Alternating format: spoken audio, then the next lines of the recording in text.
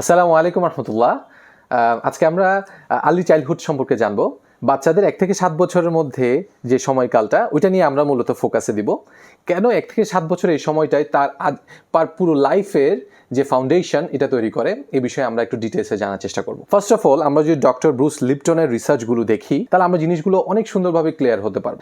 উনি বলছেন যে আমাদের 1 থেকে 7 বছরের যে ব্রেইন ডেভেলপমেন্টটা হয় ওইটা ওই সিচুয়েশনে থাকে, এটাকে বলা হচ্ছে সাবকনশিয়াস মাইন্ড। ওই সময় বাচ্চা যেটাকে বলা হয় হিপনোসিস সিচুয়েশনে থাকে।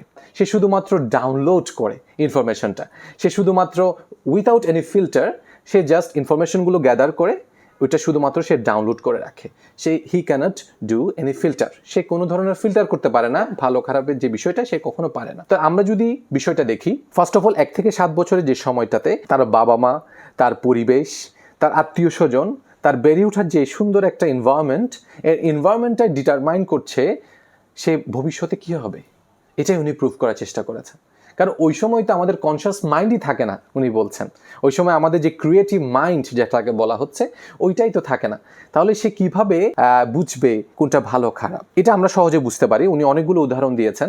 তার মধ্যে একটা বিষয় হচ্ছে এই যে আমরা যখন ড্রাইভিং শিখি অনেকে, তখন কি হয়, তখন আমরা শুরুতে কিন্তু কনশাস মাইন্ড দিয়ে অনেকগুলো জিনিস জানার চেষ্টা করি। কিভাবে স্ক্যালেটার দিতে হবে, কিভাবে ব্রেক প্যাড দিতে হবে, কিভাবে লুকিং গ্লাসে তাকাতে হবে, কিভাবে সামনে গাড়ির দিকে তাকাতে হবে, পুরো এনভায়রনমেন্টটা আমরা খুব কনশাস মাইন্ডে হ্যান্ডেল করি শুরুর দিকে।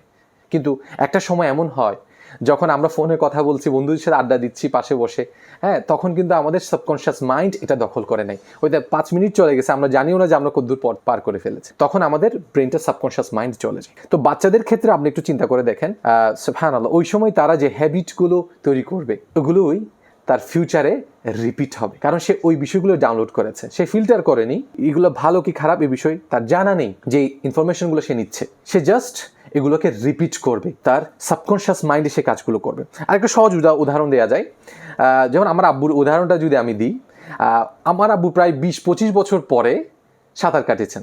উনি ছোটোবেলায় সাঁতার কাটানো শিখেছেন একদম, কিন্তু এই মাঝখানে যে বিশাল একটা গ্যাপ, তারপর উনি যখন পুকুরে নেমেছেন তখন সাথে সাথে উনি সাঁতার কাটতে পারছেন। কেন? কারণ এই প্যাটার্নটা, এই পাথওয়েজ যেটা আছে ব্রেনের, ওইটা কিন্তু তৈরি হয়ে গেছে অলরেডি। তার হ্যাবিটে, তার ব্রেনের মধ্যে স্ট্রাকচারটা তৈরি হয়ে গেছে, তার মাসেলগুলো ওভাবে তৈরি হয়ে গেছে, যার কারণে ওনার থেকে আবার নতুন করে শিখতে হয়নি। যেমন ছোটোবেলায় যারা সাইকেল শিখেছে চালানো, তার পরবর্তীতে যদি আসে তাহলে কিন্তু তাদের আবার নতুন করে সাইকেল চালানো শিখতে হবে না, তাদের এই ব্যালেন্সিংটা শিখতে হবে না, তারা কিন্তু সহজেই ওইটা গ্রাস্প করতে পারবে। তারা সামান্য একটু চালানোর পরে আবার সে আগের প্যাটার্নে চলে আসতে পারবে। শুধু তাই নয়, বাচ্চাদের যে হাঁটা, জাস্ট এতটুকু ইমাজিন করে দেখেন, বাচ্চারা যখন হাঁটতে চেষ্টা করে তখন কি হয়, তারা বারবার হোঁচট খায়, আবার উঠে দাঁড়ায়। তার মানে কি, তারা একটা স্ট্রাগল করে করে একটা জিনিস শিখছে, তারা আবার দাঁড়াচ্ছে, তারা দাঁড়ানো শিখেছে, তারা হাঁটতে শিখেছে। তারা কিন্তু তখন কনশাস মাইন্ডে, যদি আমরা ওইভাবে চিন্তা করেন, একটা জিনিস কনশাসলি যদি তারা করে থাকে ওই সময়, কিন্তু তারা তো সে সাবকনশাস মাইন্ডেই তারা মেনলি কাজটা করছে। কিন্তু একটা মানুষ যদি কনশাস মাইন্ডে হাঁটতে শিখে তাহলে কি হবে, তাহলে কিন্তু সে যদি সবসময় কনশাস মাইন্ডে হাঁটতে কীভাবে হবে, ব্যালেন্স কীভাবে করতে হবে, এটা যদি সে মাথায় সবসময় চিন্তা করতে থাকে তাহলে তো সে অন্য কোনো কাজই করতে পারবে না। তো আমাদের সাবকনশাস মাইন্ড ওটা দখল করে নেয়, যেটাকে বলে অটো পাইলট, অটোমেটিক চলতে থাকে ওই কাজটা, যেখানে আমাদের ফোকাস দিতে হয় না। আমরা যখন হাঁটতেছি তখন আমরা কথাও বলতেছি, আরেক জায়গায় ফোকাস দিচ্ছি, হ্যাঁ, আমাদের কিন্তু ওই সময় কি করতে হচ্ছে না, আমাদের ওই জায়গায় স্পেসিফিক ওই জায়গায় ফোকাস দিতে হচ্ছে না। আমরা একটা জিনিস চিন্তা করি, আমরা যখন ব্লিঙ্ক করছি, চোখের যে ব্লিঙ্ক আমরা করছি, আমরা যদি শুধুমাত্র এটা নিয়ে ভাবতে থাকি যে এখন ব্লিঙ্ক করব, তাহলে তো সম্ভব না। সাবকনশিয়াস মাইন্ড এত পাওয়ারফুল, যেখানে 40 মিলিয়ন টাইমস ইম্পালস ঘটে, সেখানে মাত্র 40 ইম্পালস ঘটে শুধুমাত্র আপনার কনশিয়াস মাইন্ডে। এই বিষয়গুলো কিন্তু আমরা ক্লিয়ারিফাই হয়। আরেকটা বিষয় আমাদের খুব জানা দরকার 1 থেকে 7 বছরের মধ্যে, যে এই যে ইনফরমেশনগুলো সে ডাউনলোড করছে, যে ইনফরমেশনগুলো, যে এক্সপেরিয়েন্সগুলো সে ডাউনলোড করছে পরিবেশ থেকে, ওই এক্সপিরিয়েন্সগুলো যদি নেগেটিভ হয় তাহলে কিন্তু ওর ভবিষ্যতে যে অ্যাক্টগুলো হবে ওইটা কিন্তু নেগেটিভ হবে। ও যদি পরিবেশ থেকে পজিটিভ ভাইবগুলো পায়, ও যদি ভালোবাসা পায়, স্নেহ পায়, হ্যাঁ, মানুষের অ্যাটেনশন পায়, তার ক্রিয়েটিভিটিকে সে নার্চার করতে পারে, তাহলে কিন্তু দেখা যাবে ভবিষ্যতে যেও সে ওভাবে সাবকনশিয়াস মাইন্ডেই সে কিন্তু কাজগুলো করছে। ইন্টারেস্টিং একটা বিষয় উনি এখানে উল্লেখ করেছেন, সে বিষয়টা আসলে জানার মতো। উনি গবেষণায় দেখেছেন যে আমাদের যে 1 থেকে 7 বছরের যে সময়কাল, ওখানে যে আমরা যে বিষয়গুলো ডাউনলোড করছি আমাদের অবচেতন মনে, সাবকনশিয়াস মাইন্ডে আমরা যেগুলো করছি, ওগুলো আমাদের পুরো লাইফের 95% যে অ্যাক্ট আমরা করি এটা ডিটারমাইন করে। শুধুমাত্র 5% ওনার মতে যেটা আমরা কনশিয়াস মাইন্ডে করি, যেটাকে ক্রিয়েটিভ মাইন্ড বলে। আমরা যদি আরেকটু ডিটেলে যাই, What is difference between conscious mind and subconscious mind? Conscious mind is a creative mind. ধরুন আপনি একটা সেলফ হেল্প বুক পড়লেন, আপনি কিছু আর্টিকেল পড়লেন, জার্নাল পড়লেন, হঠাৎ করে আপনার মাথায় আসলো না আমি চেঞ্জ হয়ে যাব, আমি এই জিনিসটা শিখে ফেলবো, সমাজের মধ্যে আমি পরিবর্তন নিয়ে আসবো, but you cannot do it because it আপনার conscious mind is a creative mind, that is not your habit mind. Subconscious mind is a habit mind, যেটা আপনার হ্যাবিট তৈরি হয়ে গেছে, এটাকে বলে সাবকনশিয়াস মাইন্ড। আপনি সেলফ হেল্প বুক পড়লেন, সাথে সাথে আপনার মধ্যে চিন্তা আসবে, ক্রিয়েটিভ থিঙ্কিং আসবে, কিন্তু আপনি যে প্যাটার্ন ছোটবেলায় ফলো করেছেন, আপনার এনভায়রনমেন্ট যেটা আপনাকে দিয়েছে, ওইটাই কিন্তু আপনি আপনার আচরণের মধ্যে এটাই দেখা যাবে। তাহলে আপনার হয়তো থিঙ্কিং প্রসেসে চেঞ্জ আসতে পারে, বাট আপনার হ্যাবিট কিন্তু কখনো চেঞ্জ হবে না জাস্ট একটা বই পড়লে অথবা কোনো মোটিভেশনাল স্পিকারসের লেকচার দেখলে। আমরা যদি মূল বিষয়টা নিয়ে আসি, তাহলে আমরা কি করব? আমাদের সন্তানদেরকে আমরা এই ছোটবেলা থেকে আমরা যে এনভায়রনমেন্টটা দিতে যাচ্ছি, যে পরিবেশটা দিতে যাচ্ছি, তাদের যে ছোটবেলা যে সময়টা, কিভাবে আমরা এটাকে স্ট্রং করব? ফার্স্ট অফ অল আমরা ওদেরকে এমন এক্সপিরিয়েন্স দিব যে এক্সপিরিয়েন্সগুলো তাদের ভবিষ্যৎকে নির্ধারণ করবে, তাদের হ্যাবিটকে নির্ধারণ করবে, তাদের হ্যাবিটের প্যাটার্নকে নির্ধারণ করবে। তাহলে আমরা আমাদের যে প্যারেন্টিং যে স্টাইলস, এটা আমরা চেঞ্জ করব। আমাদের বিহেভিয়ার এমন হবে যে আমরা যে বিহেভিয়ার ওদের থেকে ভবিষ্যতে আশা করি, সেই বিহেভিয়ার আমরা তাদেরকে করব। ধরুন আপনি চান আপনার ছেলেটা সায়েন্টিস্ট হোক, ধরুন আপনি চান আপনার ছেলেটা ডাক্তার হোক, ইঞ্জিনিয়ার হোক, তাহলে আপনি ছোটোবেলায় তাকে ইঞ্জিনিয়ার হিসেবে দেখেন, ডক্টর হিসেবে দেখেন, সায়েন্টিস্ট হিসেবে দেখেন। একজন ডক্টরের সাথে যেভাবে আপনি আচরণ করেন, আপনার ছোটোবেলায় এই সন্তানের সাথে সেভাবে আপনি আচরণ করুন। তাহলে সে বুঝবে যে এই আচরণগুলো একজন সায়েন্টিস্টের হবে ভবিষ্যতে, মানে এই আচরণগুলো ডিটারমাইন করবে সে একদিন সায়েন্টিস্ট হবে।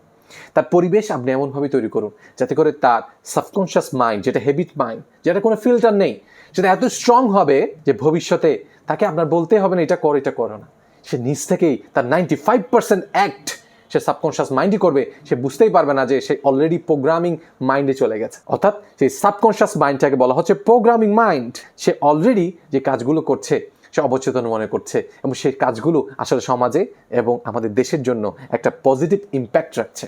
কিন্তু কনশিয়াস মাইন্ড এটা কিন্তু এত স্ট্রং নয়, এটা জাস্ট ক্রিয়েটিভ মাইন্ড। অবশ্যই আমরা ক্রিয়েটিভভাবে ভাববো, যেটা প্রিফ্রন্টাল কর্টেক্স যে ডেভেলপ হয়, এটা ডেভেলপ হতে 25 ইয়ার্স পর্যন্ত সময় নেয়, দ্যাটস গুড। বাট যে 1 থেকে 7 বছর যে subconscious mind, this is so powerful. এটা তো 7 বছরের মধ্যে একটা ফুল প্যাটার্ন পাথওয়েজ তৈরি করে ফেলে ব্রেনের মধ্যে, যেটার ইম্প্যাক্ট সে সারা জীবন পাচ্ছে। তাহলে আমাদের একটা কাজ করতে হবে, আমাদের যদি কোনো বিষয় আমরা মনে করি যে যেটা আমাদের সন্তানের জানা উচিত নয়, যে জিনিসটা আমরা তাদেরকে শো করবো না, আমরা তাদেরকে জানাতে চাচ্ছি না, তাদের মধ্যে এই হ্যাবিটটা আমরা গ্রো করতে চাচ্ছি না, ওই জিনিস ওই এনভায়রনমেন্ট আমরা তাকে রাখবো না। আমরা তাদেরকে পজিটিভ এক্সপিরিয়েন্স দেবো, পজিটিভ প্যারেন্টিং তাদেরকে আমরা ইন্ট্রোডিউস করব, আমরা নিজেদেরকে শো করব অ্যাজ এ মডেল হিসাবে, যাতে করে তারা আমাদেরকে ফলো করতে পারে। যেহেতু প্যারেন্টসরাই হচ্ছে তাদের সাধারণত ছোটোবেলায় তাদের পৃথিবীটা প্যারেন্টসদেরকে ঘিরে হয়, তাদের দাদা দাদি আত্মীয় স্বজনকে ঘিরে হয়। তাহলে আমরা যদি স্ট্রং একটা ফাউন্ডেশন তৈরি করে দিতে পারি, তাহলে ভবিষ্যতে তারা সমাজের জন্য as a leader, as a torch bearer, তারা আদর্শ হিসাবে নিজেদেরকে উপস্থাপন করতে পারবে। তাহলে আমরা ব্রুস লিপটনের এই বিষয়টা ওনার পার্সপেক্টিভে আমরা কিন্তু বুঝতে পারলাম। তাহলে আমরা এটা বুঝতে পারলাম যে আমাদের কনশিয়াস মাইন্ড, সাবকনশিয়াস মাইন্ড এবং কীভাবে ক্রিয়েটিভ মাইন্ড আর হ্যাবিট মাইন্ড কাজ করে, কীভাবে 1 থেকে 7 বছরের বাচ্চাদের পুরো ফিউচারটা ডিটারমাইন হয়। এরপর আমরা এটা শিখলাম যে আমাদের ওই সময় কিভাবে প্যারেন্টিংয়ের বিষয়টা গুরুত্ব দেওয়া উচিত, কিভাবে আমরা সুন্দরভাবে একটা ফিউচার জেনারেশনকে আশা করতে পারি শুধুমাত্র 1 থেকে 7 বছরের এই সময়টাকে ফোকাস দেওয়ার মাধ্যমে। ইনশাআল্লাহ আমরা আমাদের সর্বোচ্চ প্রচেষ্টা করব। ইনশাআল্লাহ বাকিটা আমরা অবশ্যই আল্লাহ সুবহানাহু ওয়া তাআলার হাতে ছেড়ে দেব। আল্লাহ সুবহানাহু ওয়া তাআলাই ভালো জানেন কার জন্য কোনটা উত্তম। আমাদের চেষ্টা হচ্ছে প্রচেষ্টাটা করে যাওয়া, বাকিটা আমরা আল্লাহ সুবহানাহু ওয়া তাআলার উপর ভরসার মাধ্যমে আমরা এটাকে ইনশাআল্লাহ একটা ভালো একটা জায়গায় আমরা আমাদের সন্তানের ভবিষ্যৎকে ইনশাআল্লাহ নিয়ে যেতে পারবো। ইনশাআল্লাহ আমরা একটা নতুন প্রজন্ম পাবো যারা সমাজকে নিয়ে ভাববে, দেশকে নিয়ে ভাববে, জাতিকে নিয়ে ভাববে। ইনশাআল্লাহ আমরা দেখা হচ্ছে নেক্সট ভিডিওতে। আসসালামু আলাইকুম ওয়া রাহমাতুল্লাহি ওয়া বারাকাতুহু।